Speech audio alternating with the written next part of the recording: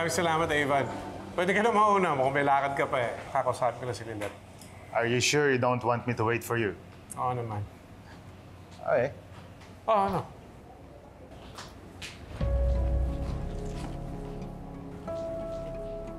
Hello?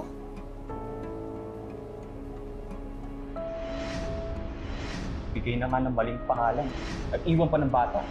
Meredith Magbanwa ang maiden name niya. Tama ang hinala ko. Yes. Problema ba? Okay. No problem. You can just send the documents to my office. I'd like to review it before I accept this case, if it's okay with you. Yeah. Paki-endorse na lang dun sa bill. Tagal ko na hinihintay pag babalik Someone niya. will receive it. Kailangan ko malaman. Siya talaga ang ina ni Lynette.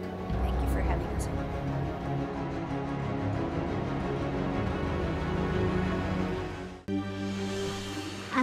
Officer, Yes, attorney. pwede ko po bang makausap yung kliyente ko? Sige po, pa sandali lang po ha. Kasi may naka-schedule pa po kami na hearing na escorted po namin. Sige po, sandali lang. Bye.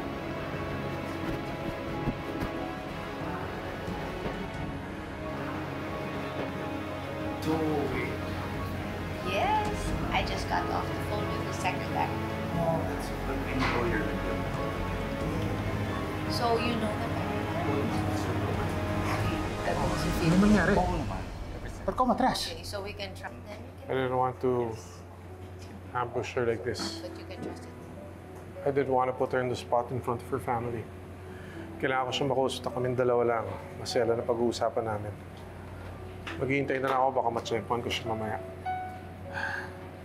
Hindi naman siya nakikialam ako, Ramir. I think it's better na hindi mo muna siya kausapin. Bakit?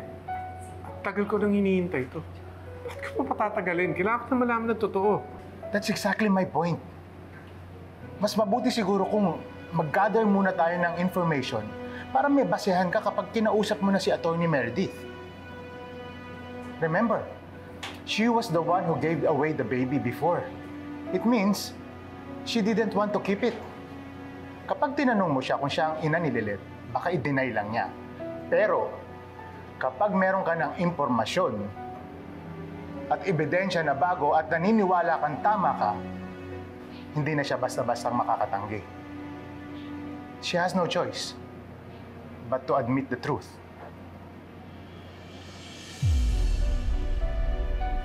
Tama ka. Hindi ko na siya muna haharapin ngayon. Pero kailangan tulong mo, Avon. Tuloy mo yung investigasyon. Kailangan natin mangharap ng ebidensya na magpapatunay na si Meredith talaga ang ina ni Lynette. Okay. Kamusta po yung lagay niyo sa kulungan? Nakakatulog po ba kayo? Kumakain po ba kayo? Huwag mo intindihin, attorney.